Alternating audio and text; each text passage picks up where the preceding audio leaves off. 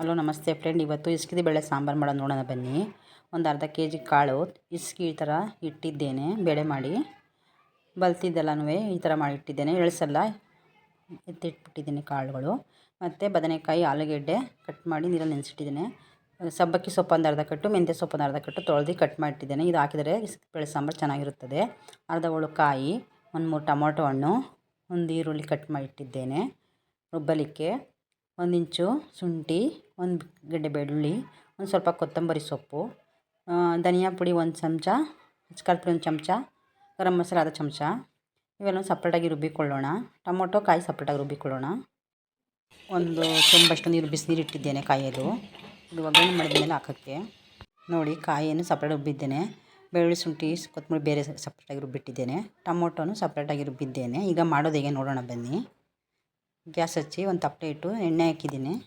ಎಣ್ಣೆ ಕಾದ ಮೇಲೆ ಈರುಳ್ಳಿ ಹಾಕಿ ಫ್ರೈ ಮಾಡ್ತಾಯಿದ್ದೀನಿ.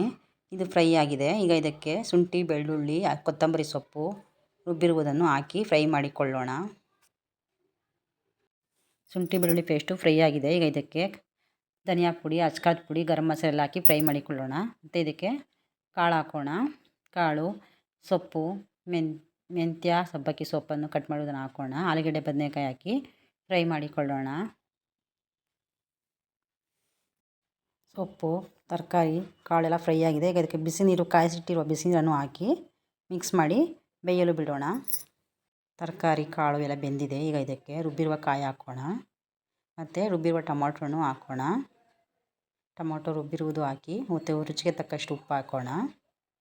ಉಪ್ಪು ಹಾಕಿ ಎಲ್ಲವನ್ನು ಚೆನ್ನಾಗಿ ಮಿಕ್ಸ್ ಮಾಡಿ ಒಂದು 5 ನಿಮಿಷಗಳ ಕಾಲ ಚೆನ್ನಾಗಿ ಸಾಂಬಾರು ಕುದಿಯಲು ಬಿಡೋಣ.